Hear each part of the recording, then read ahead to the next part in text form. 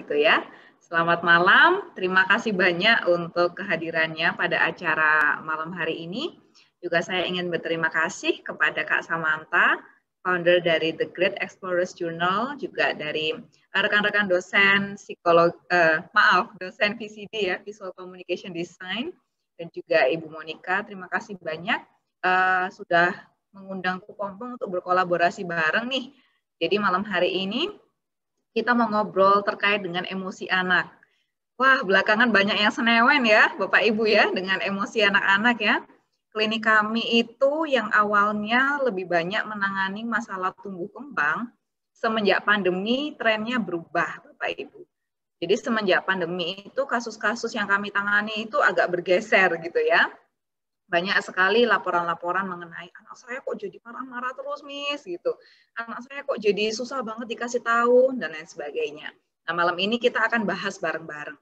Dan saya sangat-sangat welcome apabila Papa dan Mama di sini ingin berdiskusi langsung.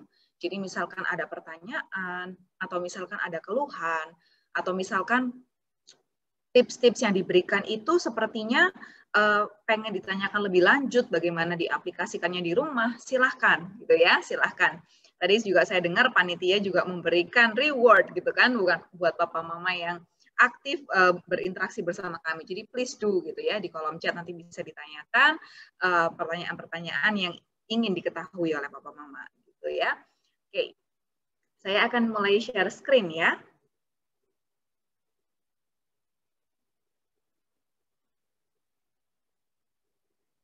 Oke, sudah kelihatan ya share screen-nya ya, materinya ya. Oke, jadi hari ini kita akan membahas tentang belajar emosi bersama anak gitu kan. Kenapa kok bersama-sama? Bukan kita yang ngajarin anak emosi gitu ya. Nanti kita juga akan belajar bareng itu. Oke, nah sebelumnya kita kenalan lagi ya Papa Mama ya. Tadi udah sempat disebutkan sama Bu Monica, terima kasih banyak Ibu.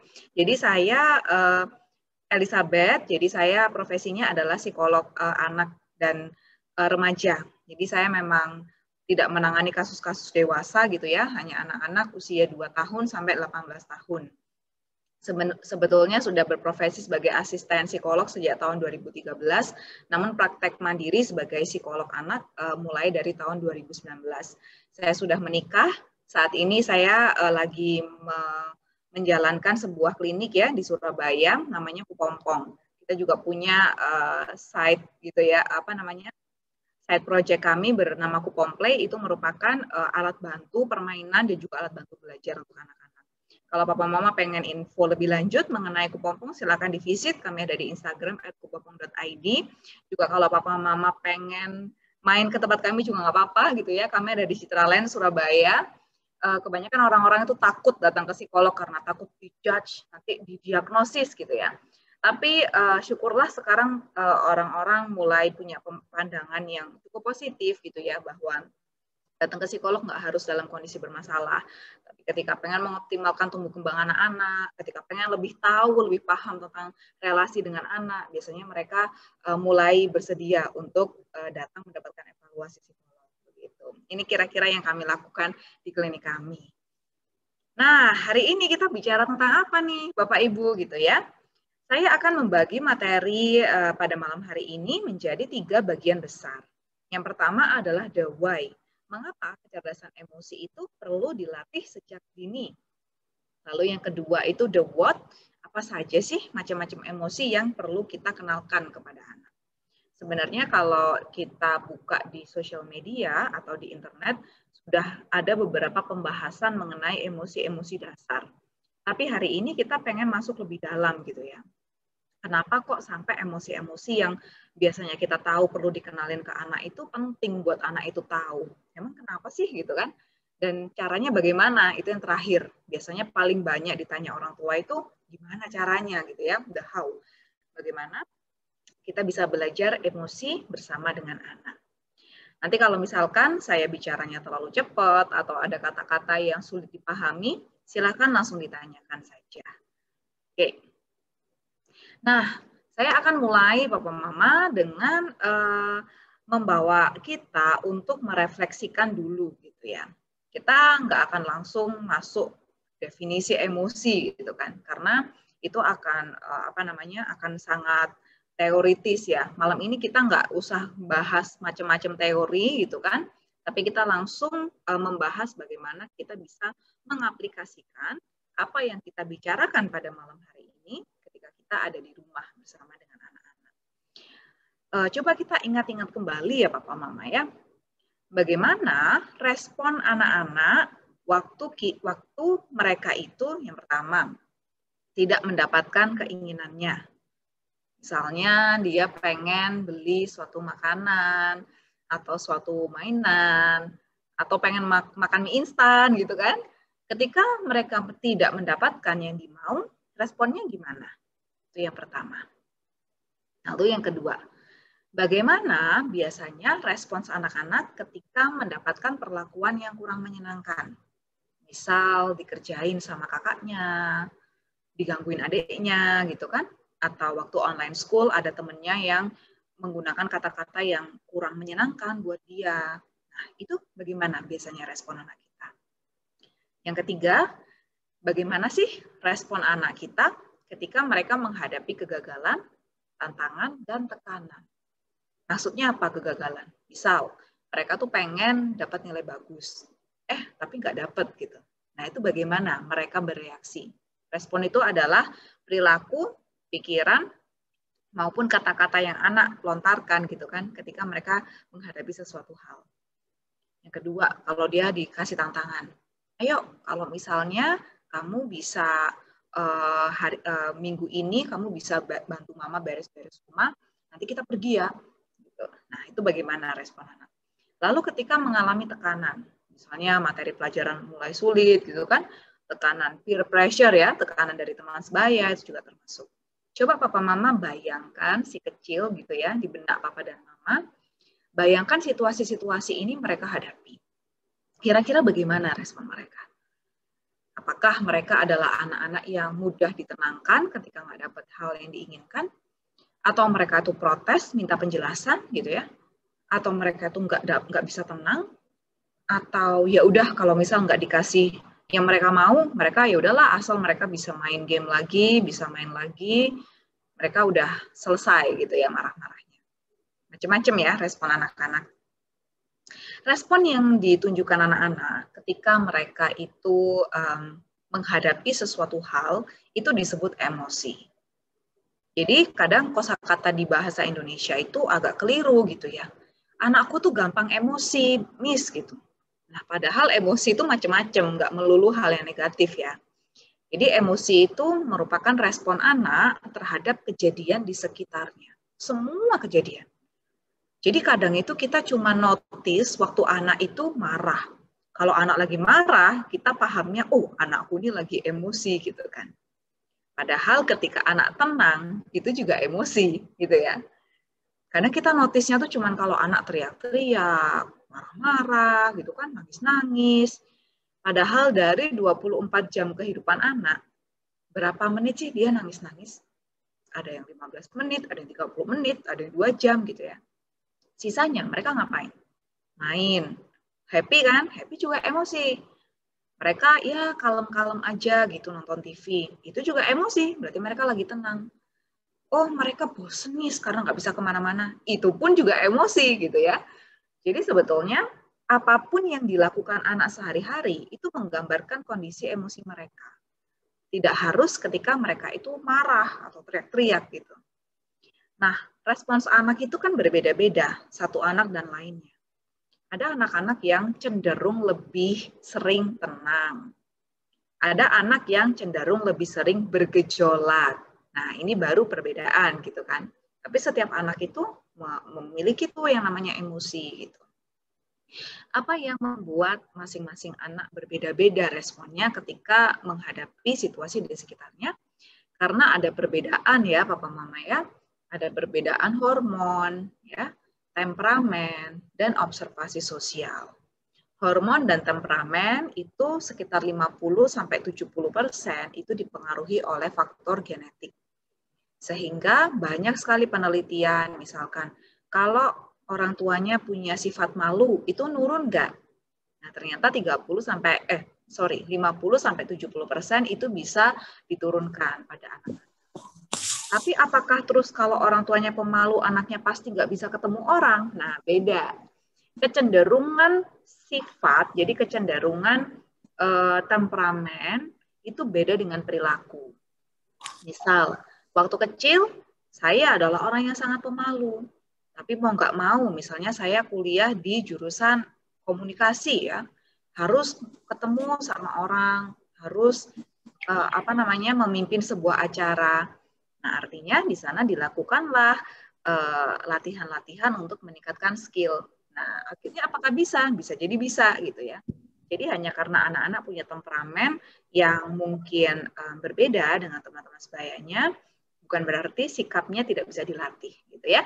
Dan juga observasi sosial. Mereka melihat bagaimana orang di sekitarnya merespon suatu kejadian, terutama papa mamanya. Kalau papa mama di rumah adalah orang-orang yang mudah bereaksi gitu ya, ada kejadian dikit, sensitif, marah. Nah, itu juga akan diamati oleh anak. Gitu. Anak akan berpikir bahwa, oh ya memang itu cara menghadapi suatu permasalahan. Gitu ya. Jadi ada 3 hal yang bisa mempengaruhi emosi anak-anak. Oke, lalu saya akan lanjut. Nah, ini Papa Mama. Coba direfleksikan dan kalau Papa Mama sekarang lagi pegang gadget gitu ya, saya paham. Waktu webinar tuh kadang-kadang kita nggak bisa terus-terusan pegang gadget gitu kan, sampai jawabin anak gitu ya, saya paham. Nah, coba Papa Mama ketik gitu ya, true or false nih, betul atau salah? Anak yang bisa mengelola emosi artinya adalah anak yang jarang menangis, jarang marah, dan jangan protes. Gitu ya. Betul nggak sih anak yang bisa mengelola emosi itu artinya dia anak yang kalem gitu ya, jarang marah, jarang nangis gitu kan, kalau dikasih tahu sesuatu nurut gitu ya. Nah, kita balik lagi nih ke slide yang tadi ya. Nah, ini respon anak-anak gitu kan. Apakah betul kalau misalkan mereka nggak dapat keinginan terus mereka diem, mereka terima gitu kan? Apakah itu ciri-ciri anak yang peka secara emosi atau enggak? Terus kalau dia dapat perlakuan yang kurang menyenangkan, terus mereka lebih bisa nerimo gitu kan? Apakah itu ciri-ciri anak yang cerdas secara emosi atau enggak? Terima kasih untuk Bapak Ibu yang sudah menjawab. Wow, banyak jawabannya false walaupun ada yang menjawab benar ya. Betul enggak ya kira-kira ya? Oke, coba kita bahas ya Bapak Mama ya. Nah, kita akan menemukan jawabannya nanti gitu ya. Apakah betul atau salah gitu ya. Oke, tapi sebelumnya kita mau membahas bagaimana anak itu bisa mengelola emosi. Jadi saya pernah beberapa kali terintrik ya. Terintrik itu artinya saya tergerak untuk mempelajari lebih lanjut akan adanya beberapa statement. Misalnya, emotional quotient itu lebih penting dari intellectual quotient. Kalau Bapak Ibu kenal istilahnya EQ sama IQ gitu kan. EQ itu lebih penting daripada IQ. Buat apa anak pinter-pinter kalau misalkan anak ini suka marah-marah kayak gitu ya.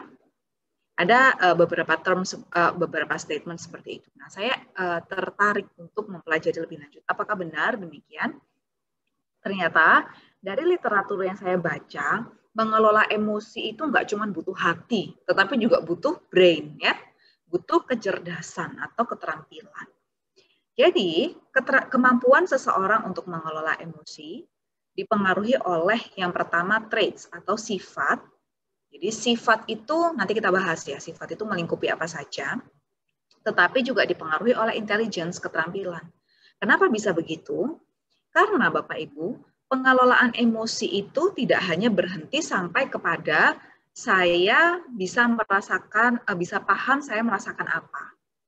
Itu kan traits ya, maksudnya kita bisa untuk mengelola diri, bisa menahan diri, itu adalah sifat-sifat kita. Kita orang yang tenang, kita orang yang kalem, anak kita punya bawaan tenang, gitu. Itu adalah sifatnya dia.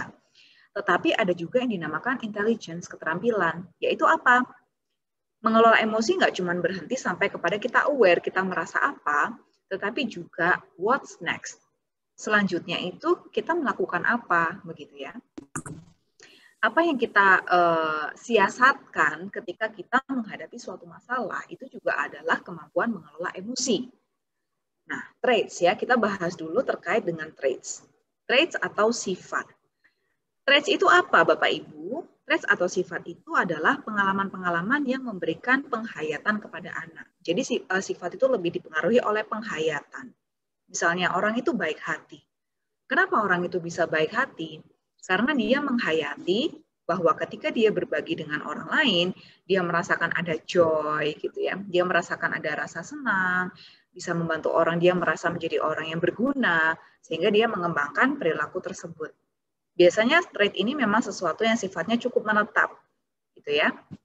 Nah, bagaimana anak bisa punya sifat seperti ini? Biasanya tumbuh karena anak mengalami banyak emosi dan terbiasa diajak untuk merefleksikan emosi sendiri dan orang lain. Bapak Ibu mungkin juga ini ya, maksudnya untuk pembanding ya. Bapak Ibu mungkin juga sering mendengar kata-kata kayak anakku tuh cuek gitu kan. Cuek. Ada yang bilang anaknya cuek, ada yang bilang oh anakku care gitu kan, anakku peduli gitu. Ada yang bilang anakku ini kalau misalkan ke teman-temannya itu dia agak ini nih Miss agak kurang bisa langsung bergaul butuh waktu misalnya. Nah, hal-hal yang kita deskripsikan tentang anak itu biasanya merupakan bagian-bagian dari traits gitu ya, sifat-sifatnya dia. Nah, apa yang membedakan anak-anak yang punya penghayatan tentang emosi sama anak-anak yang tidak? Umumnya, anak-anak yang punya penghayatan terhadap emosi itu adalah anak-anak yang mengalami banyak emosi. Loh kan katanya Miss tadi setiap anak pasti punya emosi. Iya, tapi nggak semua anak sadar bahwa dia itu sedang mengalami emosi tertentu. Misalnya, waktu kami melakukan beberapa asesmen psikologis, kadang itu ada beberapa anak yang sulit untuk ditanya, how do you feel? Gitu ya. Kamu lagi ngerasa apa hari ini? Terus dia bilang, just nothing. Oke, satu hari nothing nggak apa-apa gitu ya. Besoknya tanya lagi, kalau hari ini gimana? What do you feel? Gitu. Nothing. Gitu. Biasa aja, Miss. Gitu. Happy? Ya lumayan. Gitu. Bosen? Ya lumayan. Gitu. Jadi nggak benar-benar menghayati saya ini apakah lagi senang, apalagi kecewa gitu kan. Nah, anak-anak yang punya penghayatan emosi biasanya karena mereka ini tahu bahwa oke, hari ini aku lagi nggak merasa baik nih, gitu kan. Karena hari ini ada temen yang abis ngecek aku, terus aku jadi itu tuh mengganggu. Nah, kalau dia udah bisa cerita kayak gitu, berarti bagus ya, bagus itu Bapak Ibu. Misalnya ya, traits ini bagaimana kita tahunya gitu ya. Misalnya kepada anak-anak yang suka berbagi gitu ya, karena dulu pernah dikasih tahu kalau sharing ke orang, kamu berbagi, itu bisa bikin orang lain senang. Itu masih traits ya, sifat. Kita belum bicara tentang keterampilan. Jadi ada kan anak-anak yang punya kesadaran sebetulnya. Oh, aku pengen ini deh, pengen bikin temanku happy gitu kan. Makanya dia melakukan aktivitas-aktivitas tertentu yang bisa membantu temannya lebih happy. Tapi apakah itu udah sampai kepada skill? Belum tentu. Ya, itu adalah karena dia punya belief, dia bisa menjadi orang yang baik, dia bisa menyenangkan orang lain ketika dia berbagi sama orang lain tersebut. Nah, oke.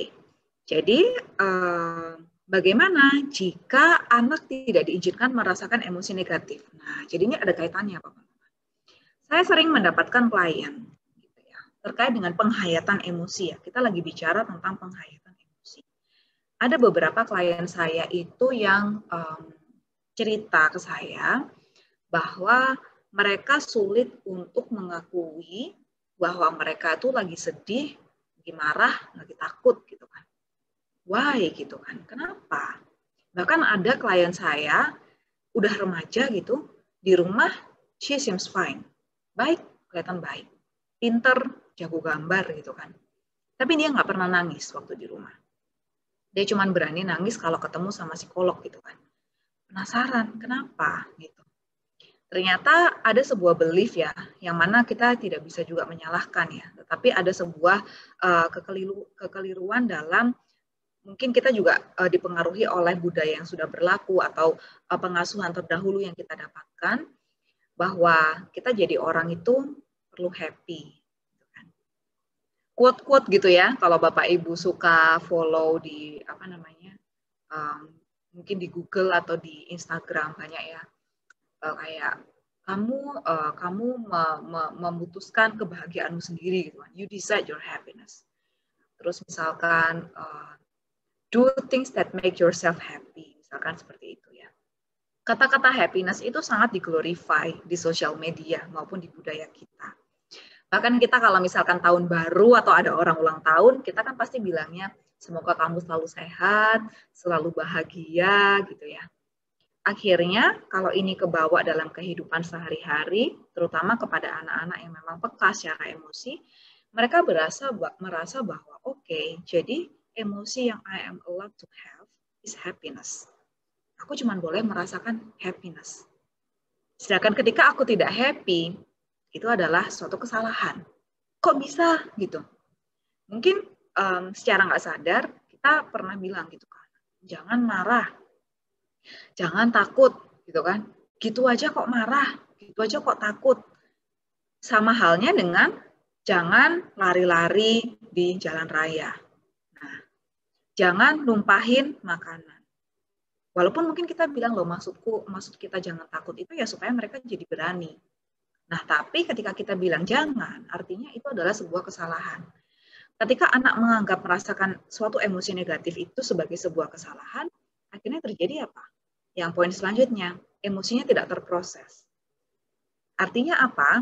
Ketika mereka merasakan emosi negatif, mereka nggak mau get along dengan perasaannya, mereka nggak mau mengakui bahwa mereka punya yang namanya kecemasan, mereka punya ketakutan, kekhawatiran, sehingga mendistraksi. Nah, ini Bapak Ibu juga perlu diamati pada anak-anak. Anak-anak yang sepanjang waktu ada tugas main game, dikerjain teman, pokoknya bisa main game, beres.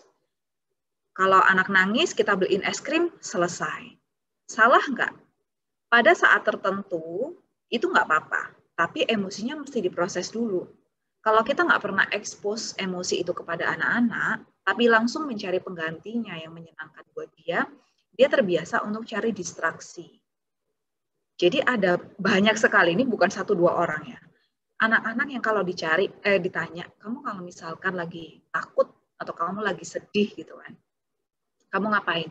Play game. Terus kadang kita suka minta anak gambar tangannya. Oke, please write down 5 things that make you feel happy. Pasti ada tuh, play game. Play Roblox gitu kan. Sekarang zaman Roblox ya. Play Minecraft. Watch YouTube. Itu nggak apa-apa kalau emosinya udah diproses. Kita udah duduk sama anak, kita expose emosinya. Tadi kamu kecewa ya, gara-gara ini. Itu namanya kita memproses emosi. Tapi kalau kita nggak pernah tanya anak itu merasakan apa, kita juga nggak pernah menyebutkan apa yang dia rasakan. Pokoknya dia marah, dia bisa menyelesaikan kemarahannya sendiri, it's done. Iya, at the moment it seems done karena kita nggak expose emosi ke dia. Tapi one time kalau kita mencoba expose, dia bisa jadi overwhelmed, nggak nyaman, gitu ya. Kalau misalkan anak tidak bisa memproses emosinya, artinya nggak ngerti yang dia rasain, penyebabnya apa, solusinya gimana, dan langsung mencari distraksi yang menyenangkan. Karena dia nggak memproses di dirinya sendiri, akhirnya keluar, kan kehidupan tuh selalu from the inside out ya. Kalau inside ini kita nggak bener kan, keluarnya dia juga akan jadi orang yang sulit untuk berempati dengan orang lain. Nggak ngerti apakah misalnya, aduh ini susah banget ngomongin anak gitu kan, nggak ngerti mamanya capek, nggak ngerti mamanya udah bete. Ya kita lihat lagi, apakah anak ini ngerti sama perasaan capek dan bete-nya sendiri gitu kan. Orang seharian kita full kan gitu kan jadwalnya. Kalau nggak full, kita kosongin blast, dia main game. Jadi nggak aware kapan dia capek, kapan dia enggak. Gitu kan. Nggak terbiasa memproses feelings-nya dia. Akhirnya dia pun juga nggak ngerti apakah orang di sekitar tuh lagi merasa nyaman atau nggak nyaman. Gitu ya. Nah, ada beberapa hal yang biasanya dikeluhkan orang tua, misalkan anak-anak yang keras gitu ya, cuek. Tapi yang jarang dinotis orang tua adalah banyak juga anak-anak yang sulit memaafkan diri sendiri. Gitu ya. Artinya apa? Anak ini sulit memaafkan kalau dia pernah kecewa. Misal, kebiasaan untuk menunda tugas. Sekarang kan online tugasnya banyak banget gitu ya. Satu hari klien saya bisa dapat 8 PR gitu kan. Terus kalau dia nggak bereskan tugasnya, dia kan merasa kecewa sama diri sendiri ya. Rasa kecewa wajar nggak? Wajar. Kita nggak bisa bilang sama anak, udah nggak usah sedih kamu tugasmu nggak selesai. Kalau anak itu nggak sedih, justru dia nggak bertanggung jawab gitu kan. Tapi kalau anak terus dapat nilai jelek atau dia nggak nyelesain tugasnya, terus dia sedih, terus dia ngamuk-ngamuk, berarti sebetulnya dia lagi merasa kecewa. Atau dia lagi merasa bingung, overwhelmed, banyak tugas yang perlu diselesaikan. Itu kita perlu mention ke dia, kita perlu sebutkan. Gitu. Kamu kecewa ya. Kalau anak tidak diajak untuk mengenal perasaannya, dia merasa apa? Udah aku nggak ngerjain PR, aku ngerasa nggak enak, mungkin dia nggak ngerti perasaan itu namanya kecewa. Perasaan nggak enak ini bikin aku marah-marah. Mama papa bilang, jangan marah-marah. Kesalahannya berapa? 4. Padahal problemnya cuma 1, tugasnya belum dikerjain. Nah, karena problemnya 4, perjalanan untuk bantu dia memaafkan diri sendiri dan memulai sesuatu yang lebih produktif, itu jadi lebih panjang. Gitu ya. Jadi apa yang bisa kita lakukan? Nanti kita akan bahas. Jadi Papa Mama, kita menjawab pertanyaan yang tadi ya. Ternyata tidak merasakan emosi, jadi nggak nangis, nggak marah, nggak takut. Itu bukan artinya anak sedang mengelola emosi. Sama halnya ketika kita mencoba hal baru, misalkan baking gitu ya. Kalau misalkan kita nggak tahu, nggak pernah megang tepung, kita nggak pernah merasakan sulitnya naker tepung sama air gitu, itu bukan artinya kita tidak gagal menjadi seorang baker. Bukan artinya kita berhasil menjadi seorang baker gitu kan. Jadi kalau anak nggak merasakan emosi, artinya dia apa? Detach sama emosinya. Kalau kita pengen mengelola sesuatu, hal yang pengen kita kelola itu harus dekat, harus reachable sama kita. Gitu ya. Kayak kita mengelola anak, kita mengasuh anak. Kalau kita nggak membersamai anak, misalkan kita terlalu banyak waktu di luar sampai nggak ada quality time, apakah berarti kita orang tua yang tidak gagal gitu kan? Oh, anakku is well enough even though I am not at home gitu kan? Belum tentu gitu kan. Kita mengasuh anak itu, kita perlu ada yang namanya kebersamaan. Jadi ada attachment. Anak dengan emosinya itu juga perlu ada situasi di mana dia attach. Attach itu artinya dia dekat sama emosi itu, lekat gitu kan. Sesuatu yang kita kelola itu perlu ada di depan kita. Kalau tidak ada di depan kita, kita nggak bisa mengelolanya dan kita nggak bisa menilai apakah kita berhasil atau enggak. Jadi kalau anak sedang tidak merasakan apa-apa, kelihatannya gitu ya, itu bisa jadi merupakan bentuk represi. Represi itu apa sih? Dipendem gitu kan. Mencoba untuk nggak dirasain. Dengan melakukan apa? Macam-macam. Bisa dengan udah pokoknya dibawa senang-senang gitu kan. Dibawa sepedaan, dibawa main game. Sekali lagi, main game, sepedaan, berenang, itu nggak apa-apa. Tapi emosinya harus dibahas dulu. Nah, kalau udah terpendam emosi itu kan didorong ke dalam ya, ditimbun dengan banyaknya aktivitas lain. Karena anak itu juga sibuk loh ya sehari-hari, banyak hal baru yang dia dapatkan. Supaya dirinya tampak baik.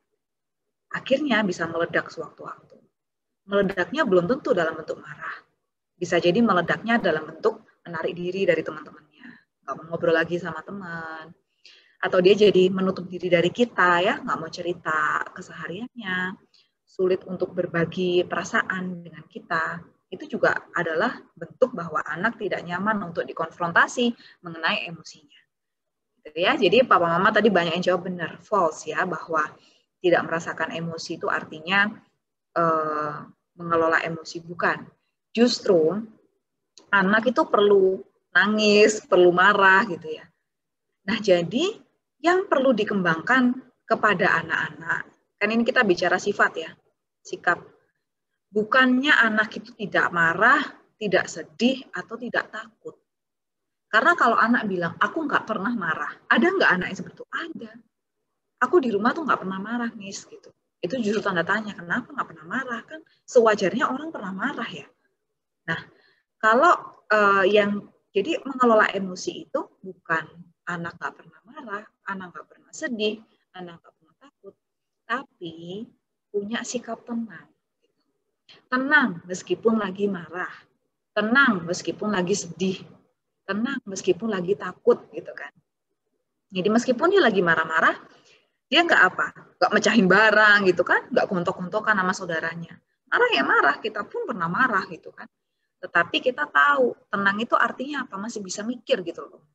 Kapan aku teriak, kapan aku nggak bisa teriak gitu kan.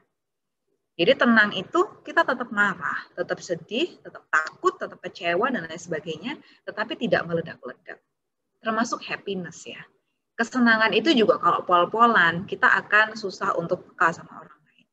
Jadi sebenarnya perasaan marah, cemas, sedih, takut, anak itu perlu kenal, dia perlu mengalami. Supaya apa? Supaya kalau anak itu kaya pengalaman, dia akan mudah untuk berbagi dengan orang, berbagi rasa dengan orang ya. Dia lebih mudah empati, dia lebih mudah untuk menguasai dirinya ketika perasaan-perasaan itu datang. Gitu. Bagaimana cara anak bisa tenang ya? Anggap aja papa mama kita lagi traveling, kita membandingkan ya. Coba papa mama bandingkan, yang pertama adalah papa mama lagi mau traveling ke Jepang, lagi mau pergi ke Jepang. Yang kedua, papa mama lagi mau traveling ke Alaska, ya Alaska.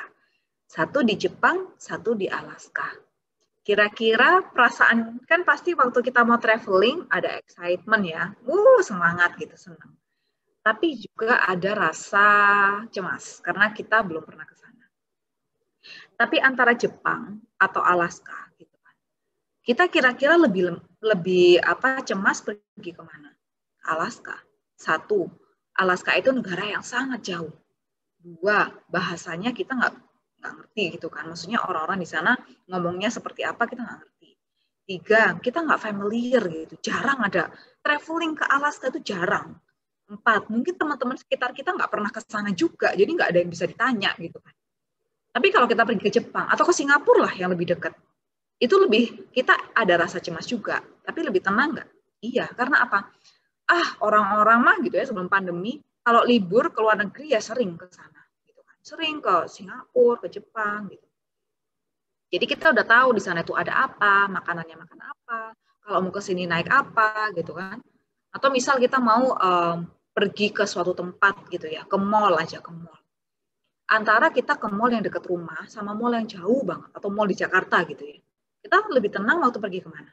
Ya kayak yang dekat-dekat. Kalau saya paling tenang pergi ke super mall, saya udah tahu parkirnya kemana gitu kan. Kenapa kok saya lebih tenang kalau pergi ke super mall? Karena saya kenal sama super mall. Gitu kan. Kita udah pernah tahu, kita pernah diekspos, pernah dikasih tahu. Gitu. Nah, anak-anak juga akan merasa lebih tenang menghadapi masalahnya kalau dia itu kenal sama yang dia rasakan gitu. Ada beberapa emosi yang kita rasa itu mudah untuk kita mengerti sebagai orang dewasa, tapi tidak untuk anak-anak, sulit untuk anak-anak. Misalnya apa? Perasaan kecewa. Kalau sesuatu dia pengen banget, tapi dia nggak dapat, kita ekspektasinya apa?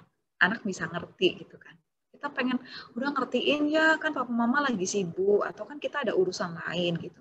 Nggak apa-apa loh kita minta anak mengerti kita, tapi jangan lupa perasaan dia perlu kita sebutkan, perlu kita acknowledge, perlu kita bahas supaya tidak terabaikan. Ya, misalnya, aduh lagi-lagi nggak dapat permen, aduh kalau udah aku nggak dapat permen gila saya mau nangis, rasanya di sini nggak enak gitu ya, pengen teriak-teriak, pengen explode gitu ya, pengen meledak gitu.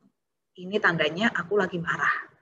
Kalau anak bisa recall gitu kan, bisa ingat kembali perasaannya dia, bisa tahu nama dari emosinya, itu dia akan lebih tenang dalam menghadapi permasalahannya.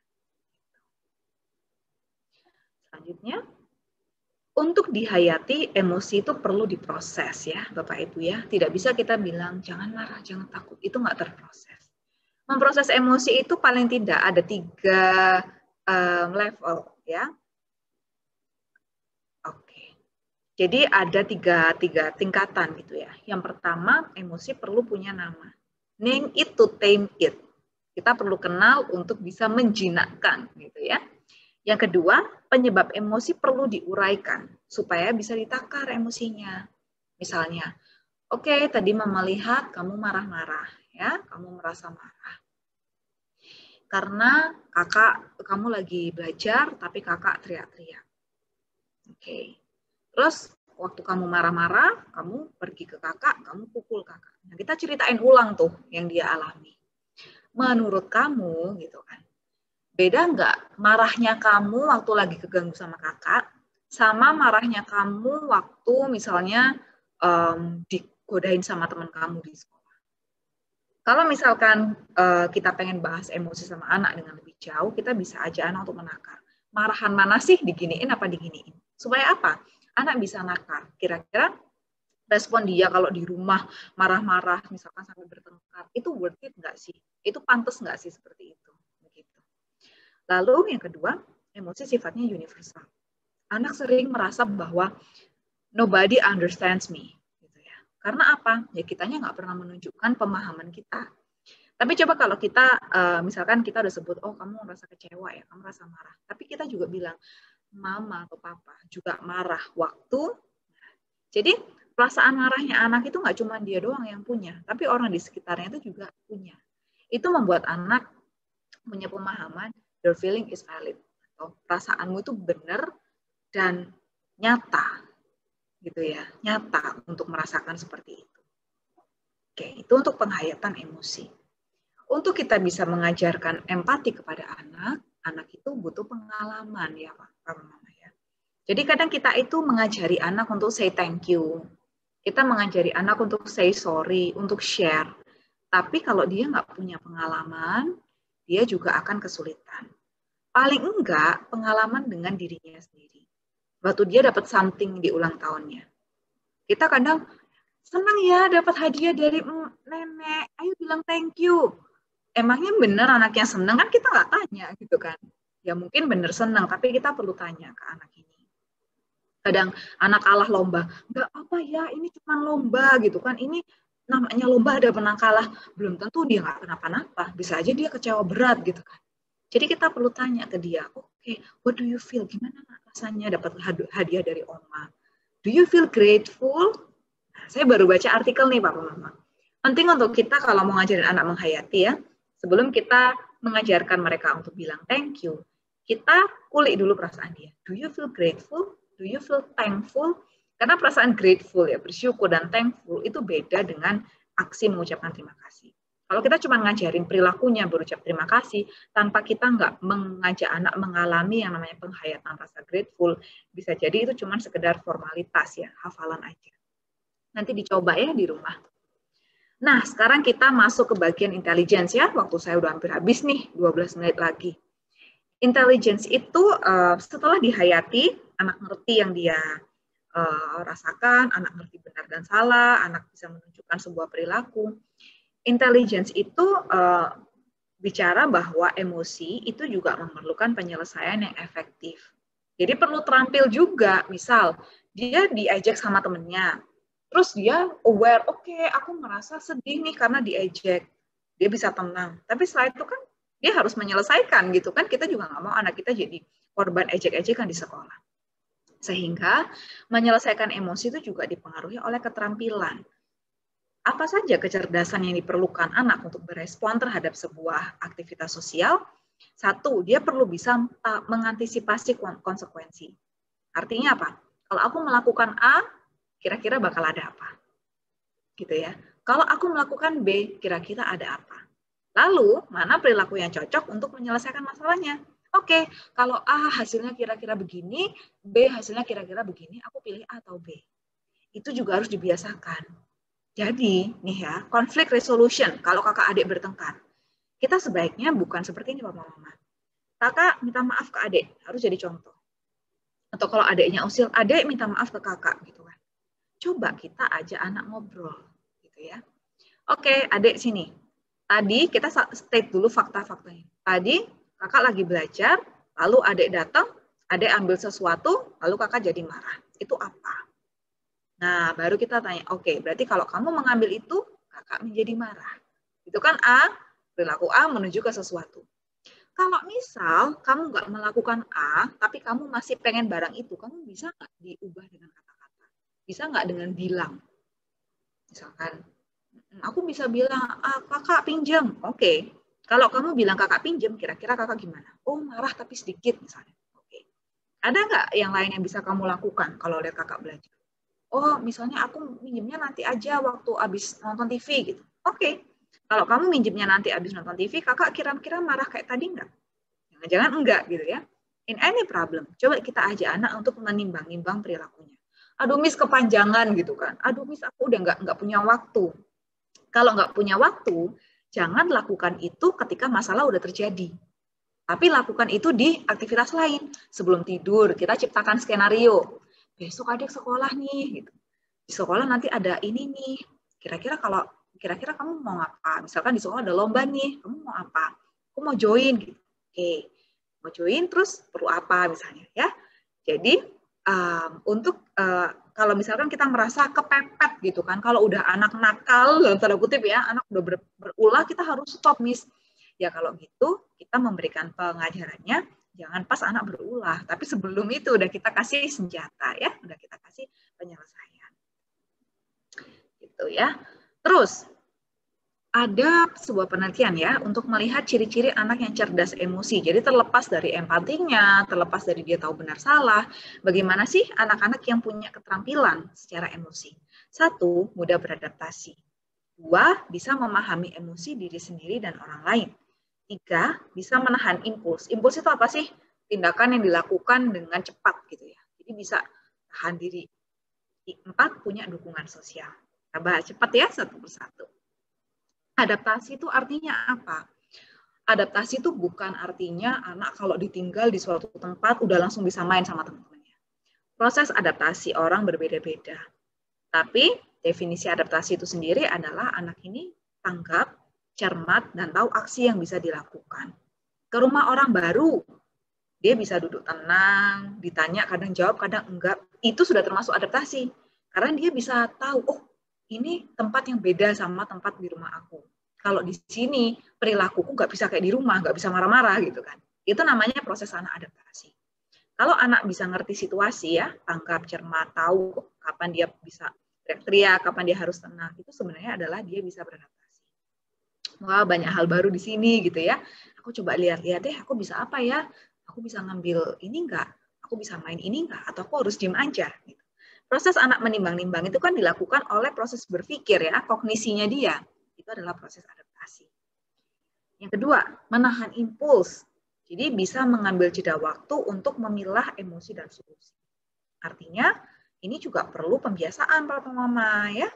Jadi nggak cuman sabar toh nak gitu ya. Sabar itu abstrak. Anak nggak ngerti sabar itu apa gitu ya. Harus kita konkretkan. Jadi misalnya kalau misalkan dia marah, kita nggak cepat-cepat meminta anak untuk tidak marah. Udah nggak usah marah-marah. Akhirnya anak ini akan terbiasa dengan perilaku yang reaktif. Tapi kita bisa bilang, oke, kamu lagi marah. Sekarang PR-nya ditutup dulu kalau lagi marah. Tutup dulu, kita istirahat dulu sampai kamu tenang. Minum air, kasih makan ikan, ya. Jadi kita alihkan sebentar, tapi bukan ke aktivitas yang main game gitu ya. Supaya anak ini terbiasa mengambil jeda waktu sebelum dia, udah aku nggak mau ke CPR, udah aku mau sobek aja gitu kan. Sebelum dia berperilaku seperti itu, kita biasakan anak punya waktu jeda, gitu ya. Lalu yang kedua, memahami emosi diri sendiri dan orang lain. Nah ya, jadi anak yang cerdas emosi, dia nggak cuma paham akan emosinya sendiri, tapi juga tahu emosi orang lain. Kalau ada pizza di rumah, kalau aku ambil, aku senang. Tapi papa gimana? Mama gimana? Kakak gimana? Nah, supaya anak tahu, perlu pembiasaan. Kita perlu sering loh papa mama membahas tentang emosi kepada anak-anak. Misal, hari ini papa lagi sedih loh, gitu. Karena waktu tadi ke kantor, telat. Telat jadi papa ngerasa nggak enak gitu sama orang-orang. Kita juga mention itu kata-kata sedih. Tadi mama marah-marah loh. Karena tadi rumahnya kotor. Mama jadi nggak suka liatnya. Sehingga anak terbiasa tahu tentang emosi yang dirasakan orang sekitar.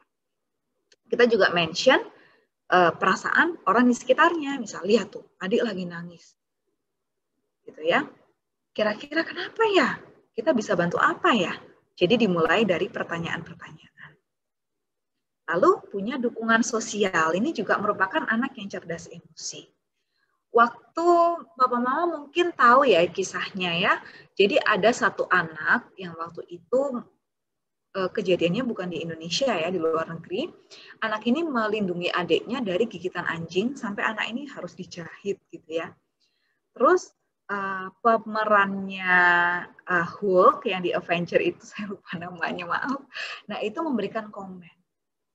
Orang yang kuat gitu ya, bukan orang yang walking like a tough guy, bukan orang yang berjalan sendirian seperti orang yang hebat, orang yang kuat. Tapi orang yang bisa tahu apa yang mesti dilakukan pada saat-saat dia mengalami kesulitan.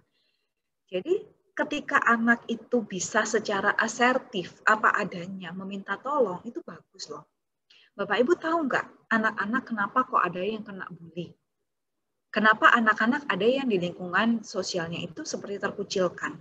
Karena mereka tidak bisa stand for themselves, ya, nggak bisa berdiri untuk dirinya sendiri, dia nggak bisa minta tolong, gitu ya. Dia bisanya diem, mendam, atau dia bisanya langsung marah. Semakin marah, semakin dibully nggak? Ya iya, orang-orang semakin seneng gitu ya.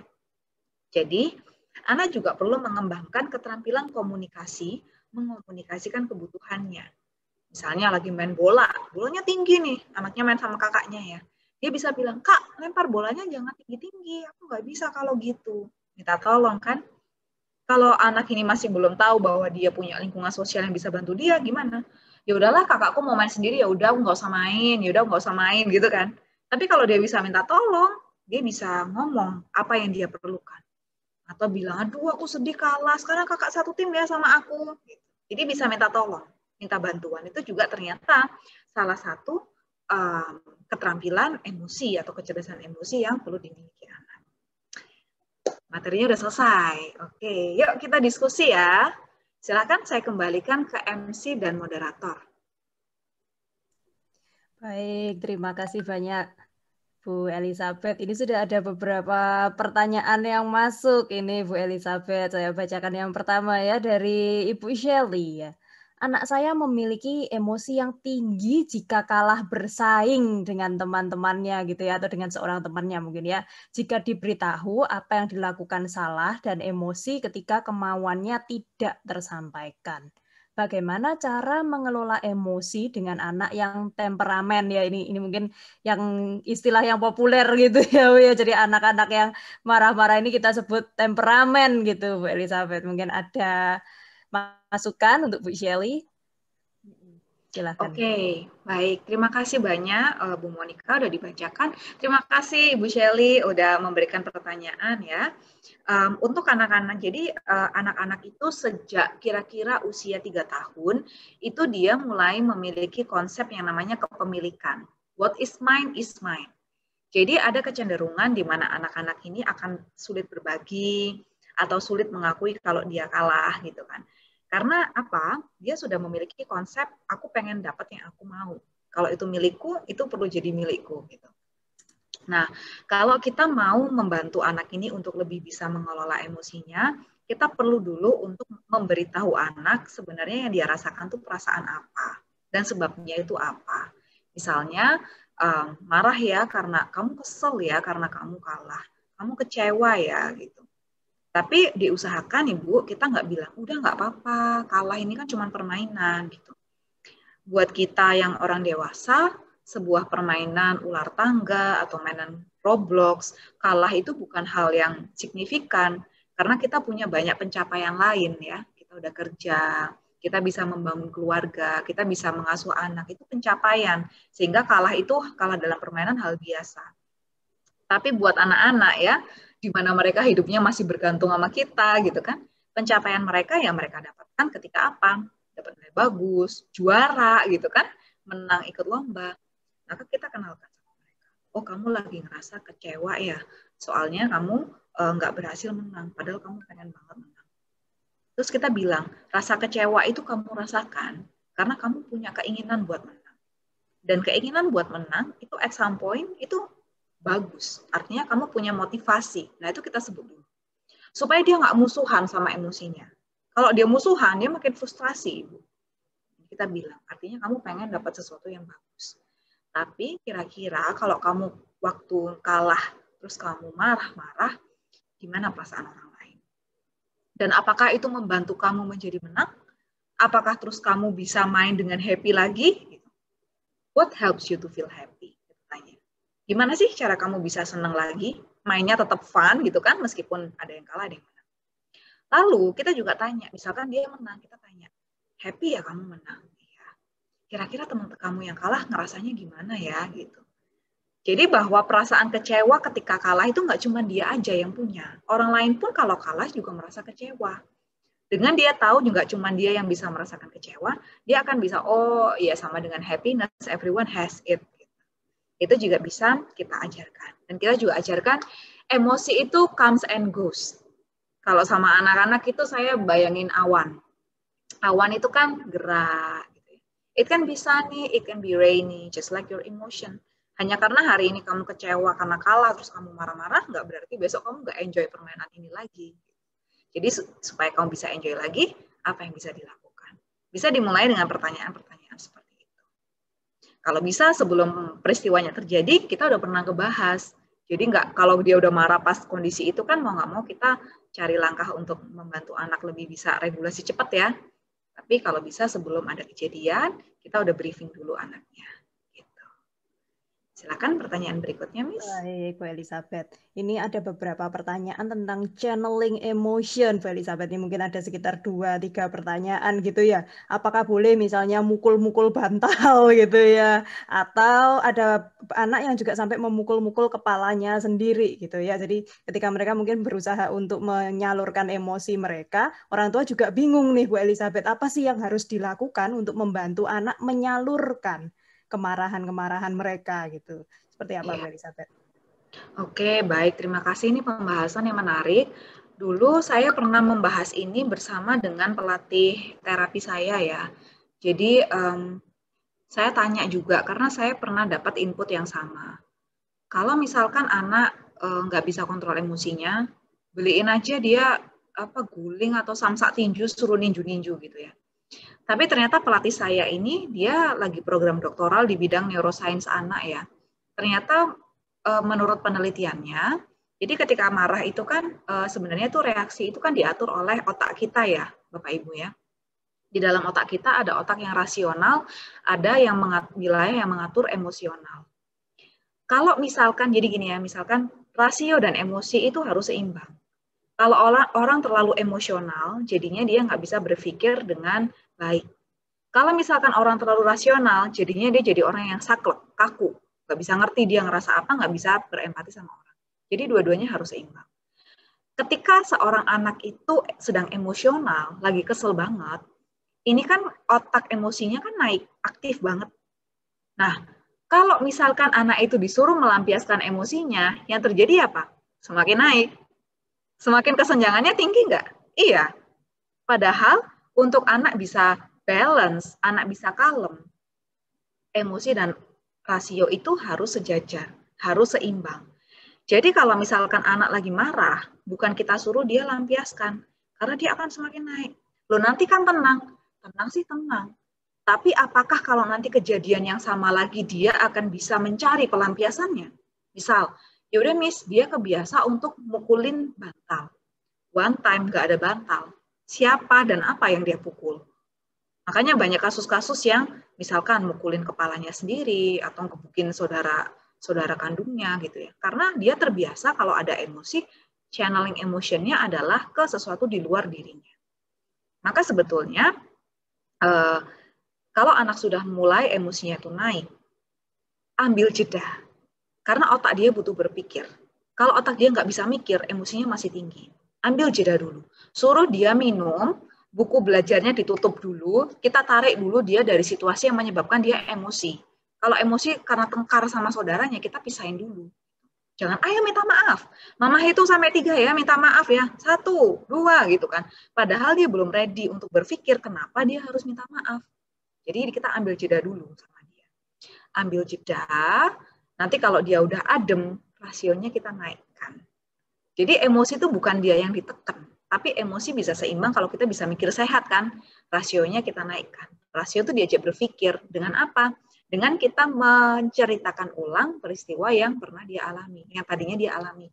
Tadi kejadian ini, lalu ada ini, lalu kamu tiba-tiba teriak. Nah, itu rasio jalan, bukan emosi lagi yang jalan. Rasio itu ketika kita make sense atau kita mengartikan pengalaman yang udah terjadi. Jadi kita ceritain ulang ke anak. Menjadi sebuah narasi.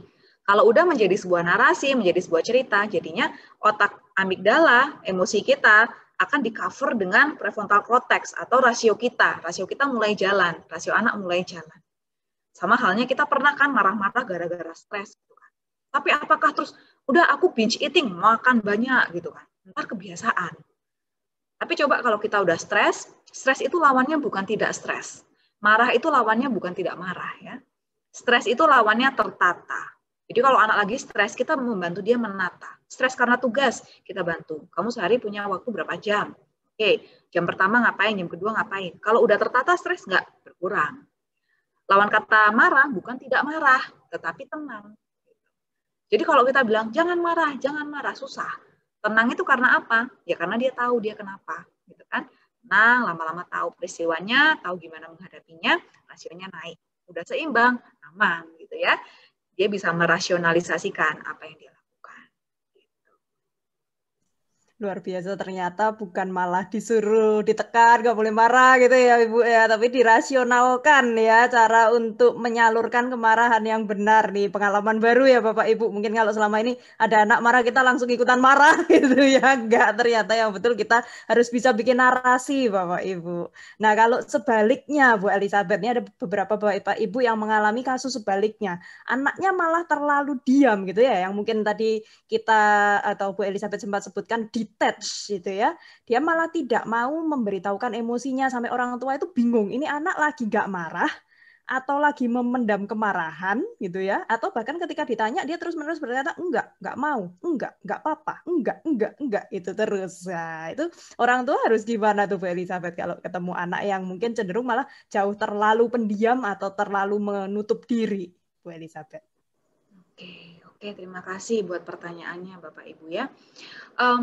Sebelum saya menjawab ya Bapak Ibu ya, kalau misalkan kita pada saat mendengarkan saran ini merasa overwhelmed karena aduh tapi aku nggak kebiasa melakukan itu di rumah ya, jadi aku lebih kebiasa untuk membuat anak melarang anak merasakan emosi. Bapak Ibu, saya mau bilang itu manusiawi ya. Saya pun sama klien juga begitu ya, apalagi di saat-saat di mana dia tiba-tiba marah, saya nggak bisa handle. Itu sangat manusiawi. Tetapi kita juga perlu mengambil waktu-waktu khusus gitu ya untuk bisa mengajak anak merefleksikan perasaannya. Jadi mungkin kalau kita merasa aduh udah terlanjur Miss gitu kan, udah terlanjur selama ini polanya adalah dengan kita itu membuat mencegah anak marah dan sebagainya. It's okay ya Bapak Ibu ya, itu adalah hal yang sangat manusiawi. Kita selalu bisa untuk mengambil langkah selanjutnya ya. Jadi dengan cara lebih melakukan pembicaraan tentang emosi dengan anak. Lalu menjawab pertanyaannya Bu Monica barusan ya, bagaimana kalau anak itu justru udah terbiasa memendam, jadi nggak mengekspresikan. Ya. Nah, yang pertama ekspresi anak itu bisa beda-beda. Ada memang anak yang bisa bilang, aku marah, aku nggak suka gitu ya. Secara verbal dia lebih ekspresif, mudah menjelaskan diri. Tapi ada juga anak-anak yang cara ekspresinya bukan dengan bercerita. Nah, ini kita juga perlu pahami. Ada anak yang mengekspresikannya dalam bentuk perilaku. Misalnya kelihatan nih, kalau dia udah seharian ini agak sulit untuk kita ajak bicara, berarti ada sesuatu. Atau misalkan ekspresinya dalam bentuk bikin gambar ya. Saya juga seringkali kalau anak itu suka gambar, saya minta orang tua kirim apa sih yang dia gambar. Itu kan biasanya ada tema-temanya ya. Dalam bentuk mungkin yaitu ya gambar atau art gitu ya. Macam-macam. Nah, caranya kita masuk gimana adalah dengan menggunakan cara yang dia enjoy dulu. Misalnya, anak ini kurang bisa mengekspresikan emosi dalam bentuk kata-kata. Yang pertanyaan yang perlu ada di benak kita pertama bukan bagaimana cara anak ini mau cerita. Itu kejauhan lompatnya Bapak Ibu. Dari anak yang nggak kebiasa cerita, kita pengen dia bisa bercerita. Itu lompatnya jauh. Coba yang pertanyaan di benak kita gini. Biasanya apa yang bikin anakku mau ngomong? Atau biasanya apa yang bikin anakku tuh nyaman? Gitu ya. Kalau anakku tuh kelihatan anteng kalau lagi gambar. Nah, coba kita gambar bareng dia. Nggak perlu gambar yang susah-susah gitu. Gambar makanan kesukaan yuk, apa yuk. Jadi kita masuk ke sesuatu hal yang dia suka.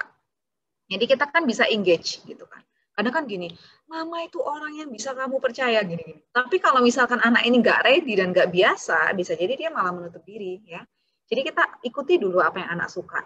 Saya pernah download Roblox gara-gara klien saya nggak mau ngomong sama saya. Main Roblox terus, ya udah saya ikutan main Roblox itu. Dari dia mau main Roblox, lama-lama dia mau main pizza-pizzaan. Bagus gitu ya. Jadi mainannya udah nggak gadget tapi mainan pizza-pizzaan. Dari dia, padahal ini kasusnya kasus masalah emosi ya, tapi dia nggak mau cerita tentang emosinya, dia maunya main Roblox waktu ke tempat saya. Ya udah saya main aja sama dia. Terus dia maunya main pizza-pizzaan, wah bagus, berarti ada dua arahnya, kalau Roblox kan cuma satu arah. Main pizza-pizzaan saya jadi pembeli, saya ekspresikan, aduh Umi sakit perut gitu kan. Nah jadi lewat permainan itu pelan-pelan kita masuk. Nanti abisnya udah masuk, kita mulai ini nih sangkut pautin antara pertanyaan yang pengen kita dia jawab, yang kita pengen dia jawab dengan aktivitasnya. Mas susun blok ya, sebutkan 5 hal yang bikin kamu kesel. Miss susun 1 blok ya, Miss kesel kalau ada kucing misalkan. Terus kamu, aku kesel kalau diejek teman. Nah, nanti Miss lagi ya, Miss kesel kalau apa. Caranya bisa sangat berbeda-beda, tapi anak itu butuh kenyamanan untuk bisa mengekspresikan. Kenyamanan diperoleh dari kita masuk dulu ke hal yang disukain anak. Pasti ada bentuk ekspresi, walaupun bukan dalam bentuk kata-kata. Ekspresi bisa dalam bentuk perilakunya, hobinya, kesukaannya. Kita ikutin itu dulu. Dari sana kita akan lebih kenal anak ini nyamannya bercerita dengan cara apa. Baik, Bu Elizabeth. Jadi kuncinya itu di kenyamanan ya, Bu Elizabeth ya. Orang tua harus mengenali di mana anak itu merasa nyaman, kegiatan apa yang membuat mereka senang, nyaman gitu ya. Dan kita bisa masuk dari situ, Bu Elizabeth. Nah, untuk pertanyaan terakhir nih, Bu Elizabeth. Kira-kira, Bu Elizabeth, bagaimana tips dan trik untuk para orang tua supaya orang tua itu nggak reaktif kalau anak-anak mungkin sedang menunjukkan emosinya. Jadi kalau anaknya marah, maminya biar nggak gampang ikut marah, mesti gimana nih, Bu Elizabeth? Mungkin ada tips dan trik nggak untuk itu? Oke. Jadi reaktivitas itu sangat wajar ya. Sangat-sangat wajar ketika kita reaktif. Jadi itu manusiawi. Nggak mungkin kita jadi orang tenang-tenang aja, kalem-kalem aja. Kalau kita nggak pernah reaktif, mungkin kita cuek dan nggak peduli gitu kan. Tapi kalau kita pernah reaktif, artinya kita orang tua yang observan ya. Kita ngerti melihat anak gitu kan. Nah, caranya gimana? Yang pertama, mau nggak mau, Bapak Ibu, kita harus kenyang ya. Kalau kita lagi lapar, pasti kita reaktif ya.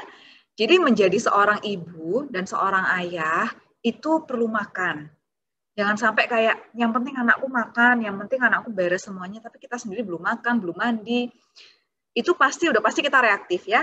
Ini yang pertama, kita perlu kenyang, kita udah paling nggak cuci muka gitu kan. Jadi sehari-hari jadwal harian kita juga harus teratur ya. Jam makan kita, jam mandi kita. Kalau kita merasa lebih bahagia kalau di rumah pakai parfum, pakailah itu ya, karena smell itu memunculkan hormon rasa senang dalam badan kita ya. Bau yang sedap itu enak, kita sendiri menciumnya itu senang gitu. Rawat diri sebaik mungkin supaya kita nggak menjadi orang yang mudah untuk kalau kita lagi nggak merasa satisfied ya, lagi lapar, lagi ngantuk, makanya ibu-ibu muda itu sangat wajar ya kalau dia nggak merasa baik-baik aja, itu sangat wajar. Jadi yang pertama, pemenuhan kebutuhan kita sendiri harus terpenuhi dengan teratur, makan, mandi, bersih diri, dan lain sebagainya. Lalu yang kedua, kalau misalkan anak itu terlanjur melakukan suatu hal yang buat kita kesel banget, instead of kita melabel anaknya, label perilakunya. Jadi kita tetap marah nggak apa-apa, kita marah nggak apa-apa. Tapi jangan marahnya gini.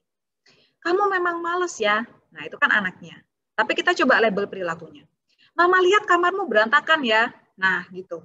Jadi kalau memang kita udah kesel banget, coba kita deskripsikan peristiwanya atau perilakunya. Kamu tonjok kakak ya, mama gak suka. Jadi bukan kamu anak nakal ya, gitu. Jadi bukan melabel anaknya, tapi melabel perilakunya. Karena perilaku kan tetap perlu dikoreksi, tetap perlu kita kritik. Jadi nggak apa-apa kita label perilakunya. Gitu. Lalu yang ketiga, kalau kita pernah marah meluap-luap sama anak, itu adalah sesuatu yang sangat wajar. Jadi yang diperlukan setelah itu adalah rekonsiliasi. Ya, sering miss, nggak apa-apa ya, namanya manusia kan, kita sendiri juga masih belajar ya untuk mengelola emosi. Tapi ketika hari itu pernah marah sama anak sampai marahnya cukup kencang, melakukan exposure. Jadi jangan, oh anakku kalau udah dimarahin paginya malamnya udah baikan. Belum tentu. Jadi malam sebelum dia tidur, ceritakan ulang. Tadi mama marah loh gara-gara kamu nggak nyelesain PR. Gimana perasaanmu waktu mama marah misalnya. Terus kalau next time, apa yang bisa kamu lakukan, apa yang perlu mama ubah, misalkan kayak gitu. Jadi itu dibicarakan dengan anak. Dan in the end, sebelum jawaban saya ini berakhir, papa mama, yang namanya pendisiplinan dan kehangatan di dalam rumah itu balance ya. Jadi bukan berarti anak boleh merasa marah, terus marahnya kita biarkan, kita terima marahnya juga bukan. Jadi rasa marahnya kita anggap sebagai perasaan yang wajar. Wajar kamu pernah marah, wajar kamu pernah takut, tetapi perilakunya tetap kita koreksi. Wajar pernah marah, tapi kalau marah bukan memukul, tapi kamu bilang, aku marah, aku nggak suka. Ya, jadi dikasih alternatif behavior yang tidak menyakiti diri sendiri, tidak menyakiti orang lain, dan tidak merusak barang di sekitarnya. Jadi emotion is valid, but behavior is not. Behavior needs to be corrected gitu ya. Emosi boleh dirasakan, tetapi perilaku tetap perlu kita ajarkan untuk berperilaku dengan benar. Gitu. Sekian dari saya, Miss. Terima kasih banyak, Miss Elizabeth. Mungkin kita bisa berikan applause melalui reactions kita kepada Ibu Elizabeth. Luar biasa banget kita jadi dapat pengalaman-pengalaman baru gitu ya dari Ibu Elizabeth. Bagaimana sih mengelola emosi anak gitu? Bagaimana orang tua bisa bersikap ketika anak-anak mengalami emosi-emosi yang mungkin sulit gitu ya. Kita dapat belajar lebih banyak. Nah, setelah ini kita akan melakukan penyerahan sertifikat untuk Ibu Elizabeth begitu ya, sebagai tanda terima kasih dari panitia kepada Ibu Elizabeth yang sudah memberikan materi yang luar biasa untuk hari ini. Boleh teman-teman panitia ditayangkan gitu ya, karena penyerahan sertifikatnya berupa sertifikat virtual, maka sertifikat akan kita tayangkan di layar. Berikut adalah sertifikatnya, Certificate of Appreciation untuk Ibu Elizabeth Santoso.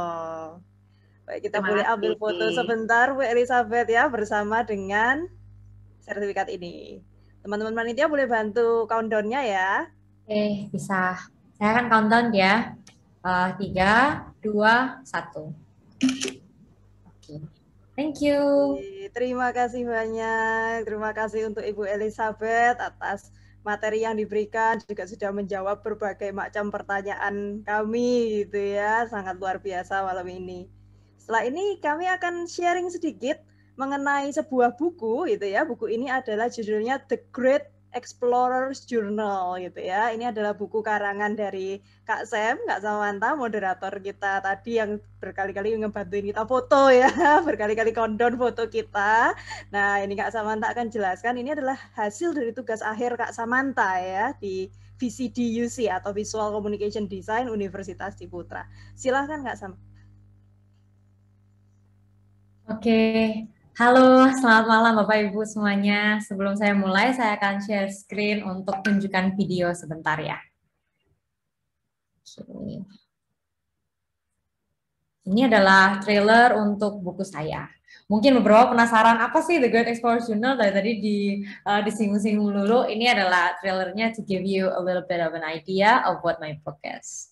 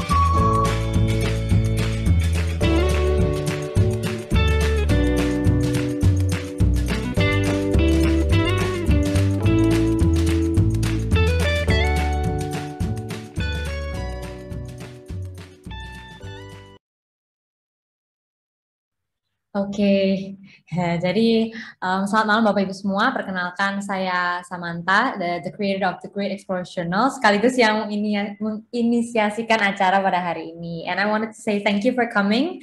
Aku percaya juga kita banyak belajar banget dari materi yang disampaikan Kak Elizabeth. So I wanted to share a little bit tentang project dari tugas akhir saya.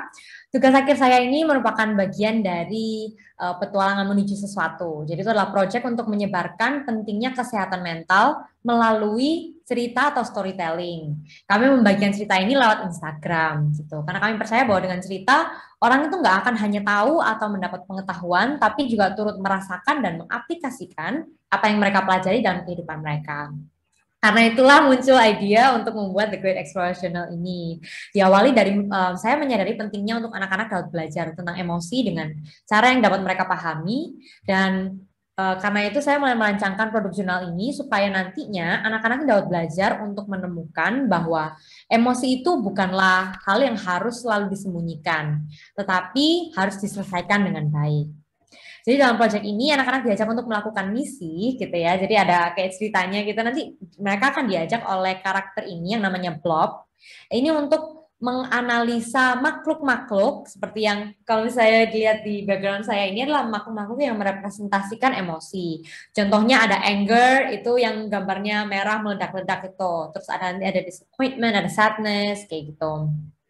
Selain mereka menganalisa, tapi mereka juga akan belajar untuk mendeskripsikan dan belajar caranya gimana sih menghadapi makhluk tersebut.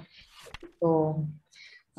Proyek ini juga dilengkapi dengan guidebook untuk orang-orang tua atau pengajar sehingga nantinya dapat digunakan dalam setting sehari-hari kalau misalnya mau ada session khusus dengan anak sebagai bonding, atau misalnya mau jurnal ini digunakan sebagai salah satu sesi refleksi di sekolah. Seperti itu. Apabila Bapak Ibu ingin melihat lebih lanjut buku saya dalam bentuk digital yang sekarang lagi saya share screen-kan ini, bisa banget untuk langsung scan QR code yang ada di share screen-an ini untuk bisa dapat kayak versi digitalnya. This is to give you an idea of cara-cara gimana sih kita ini bisa belajar emosi sama anak, tetapi dengan cara yang seru, dengan cara yang nggak monoton, tetapi anak-anak juga bisa semangat untuk belajar. Kayak gitu. Sekian sharing dari saya hari ini. Thank you, saya kembalikan ke MC-nya. Wah, luar biasa ya. Ini solusi praktis langsung ya buat Mami and Daddy yang lagi datang di acara hari ini, gitu ya. Yang kepengen mengajarkan emosi, tadi Bu Elizabeth sudah memberitahukan kalau kita harus menjelaskan gitu ya, berbagai emosi. Nah, ini buku ini akan sangat membantu dan mempermudah Bapak Ibu sekalian untuk bisa mengajarkan emosi kepada anak gitu ya. Tadi ada Instagram account-nya juga ya, Sam ya? Iya, di petualangan sesuatu. Petualangan menuju sesuatu ya nama Instagramnya ya. Jadi silahkan Bapak Ibu yang mungkin ingin lebih tahu gitu ya, atau bahkan ingin memesan buku ini, boleh banget gitu ya. Bisa dilihat di IG juga @petualangan menuju sesuatu gitu ya Pak Ibu. Oke, waktu kita sudah hampir habis. Sebelum kita menutup acara, kita akan mengumumkan mungkin yang sudah ditunggu-tunggu juga ya, yaitu giveaway hari ini. Kita akan ada 1 orang pemenang teraktif dan 1 orang pemenang random ya. Kita akan umumkan dulu pemenang teraktif pada malam ini. Tadi panitia sudah mengamati gitu ya keaktifan Bapak Ibu semua. Nah, pemenang teraktif dalam kegiatan hari ini adalah Ibu Shelly. Selamat Ibu Shelly. Boleh open cam sebentar, boleh dibantu juga highlight dari host. Apakah Ibu Shelly masih ada bersama kita? Wah, selamat ya. Ibu Shelly. Terima kasih. Ibu Shelly nanti akan mendapatkan merchandise dari panitia, akan dihubungi melalui WhatsApp ya Ibu Shelly untuk pengirimannya. Ya, terima kasih. Terima kasih, Bu. Ya, sama-sama Ibu Shelly. Berikutnya kita akan lanjut ke pemenang random hari ini ya. Siapa nih yang beruntung hari ini di antara Bapak Ibu semua yang hadir? Boleh silahkan panitia share Wheel of Fortune-nya nih ya. Wah, ini nama-namanya sudah ada. Siapakah yang akan memenangkan random giveaway hari ini? Ya, mulai muter. Wah, ada ini Ibu ya, Ibu Jermia atau Bapak Jermia ini. Apakah jadi hadir pada hari ini? Mungkin boleh open cam kalau Bapak atau Ibu hadir. Apakah hadir teman-teman panitia? Mungkin apakah menemukan? Kalau menemukan boleh dibantu spotlight.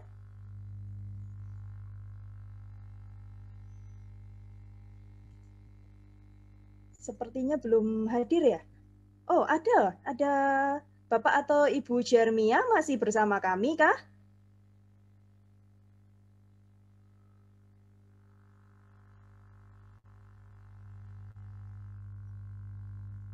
Oke. Bapak atau Ibu Jermia kalau masih ada bersama kami boleh open cam-nya. Oke, kalau belum ada bersama kami, kita undi ulang. Gimana panitia?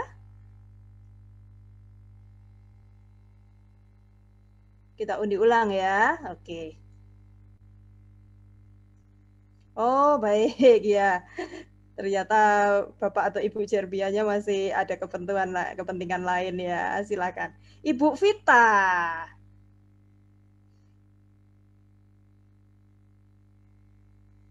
Oke, Ibu Vita, apakah Ibu Vita ada di sini bersama kita?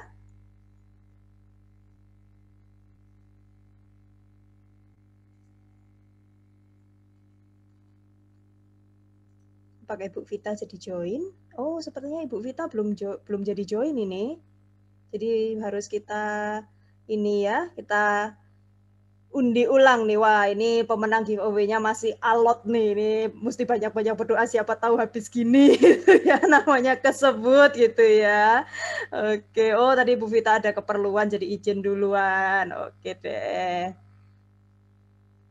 Kita undi lagi, kita puter-puter lagi. Ini siapakah yang berhak memenangkan? Wah, akhirnya ada satu nama pemenang lagi, Ibu Vivi. Bu Vivi, ada dong. Ibu Vivi masih bersama kami. Wah, ada dong Ibu Vivi. Selamat Ibu Vivi. Anda memenangkan giveaway random hari ini. Nanti akan dihubungi panitia ya Ibu Vivi melalui nomor WhatsApp yang kemarin sudah didaftarkan di form ya Ibu Vivi. Halo, ada adiknya juga ikut ya. Selamat, Mami menang ya. Oke, selamat untuk Ibu dan Ibu Shelly yang sudah memenangkan hadiah giveaway kita pada hari ini. Nanti panitia akan menghubungi ibu-ibu sekalian untuk pengiriman hadiahnya. Baik Bapak Ibu, terima kasih sudah bersama kami sepanjang acara pada malam hari ini. Terakhir, sebelum kita menutup keseluruhan acara kita, yuk yang tadi di awal belum sempat berfoto, kita berfoto lagi di akhir ya. Sekali lagi kita berfoto bersama. Silakan Bapak Ibu boleh open cam-nya. Panitia akan membantu untuk berfoto. Silakan yang masih belum membuka kameranya boleh sambil dibuka kameranya ya. Ini akan ada 2 layar gitu ya, karena peserta kita hari ini cukup banyak. Jadi nanti akan diambil 2 kali ya fotonya. Silakan Bapak Ibu yang bisa open cam, bisa silakan membuka kameranya, mengaktifkan kameranya untuk panitia bisa mengambil foto. Baik, sebagian besar sudah menghidupkan kamera ya ini ya. Baik, teman-teman panitia boleh dibantu countdown-nya. Oke, akan saya ambil gambarnya ya.